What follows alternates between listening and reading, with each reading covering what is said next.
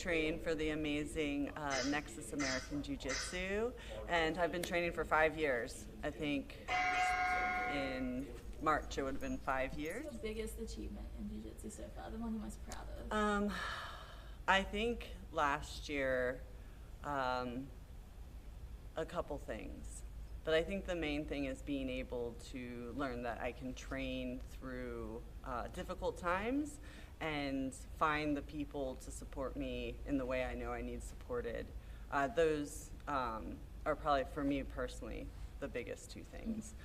Last year was fun though, because I won double gold at Pans and then gold at Master World. So that felt really good as far as like the competitive part of me, but the human side of me feels really good to, I don't know, feel supported and feel like I can conquer things now. Yeah. 3 times. The first time I got silver at blue, and then bit it real hard at purple. First time at purple, lost first round to a great competitor, and went back, kind of made some changes to my training routine. That's when I started, after that loss, I started training with Gannon. And just the change in perspective and the change in training style. And I had new training partners that I was training with as well. My friend Alex, my friend Ann, and basically they helped me, along with you guys, to really level up last year. And so you trained really hard for Worlds, obviously. Yes. Everyone has to. How did that impact you and your life in kind of the aftermath? You know, obviously it's such a big achievement, big goal to reach, and then you reach it. How did you feel afterwards? That's such a great question, because I think most competitors will tell you it's like you work so hard for that gold, and you get that gold, and then it's always kind of like, what's next now? It's happened. So training for gold, training last summer, it's every hour I put in. I have 3 kids, so every hour of training I would put in was an hour from them.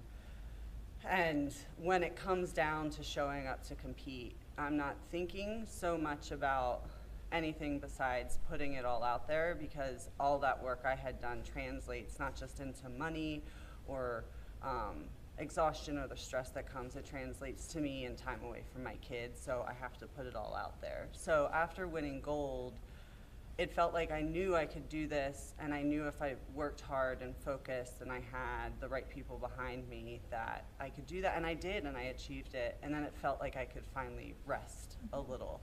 And this past year, since earning my brown belt from Gannon, it's been so nice. And forcibly, my kids got sick and there was a lot of illness in the family over the winter, but it's been so nice to enjoy the sport again.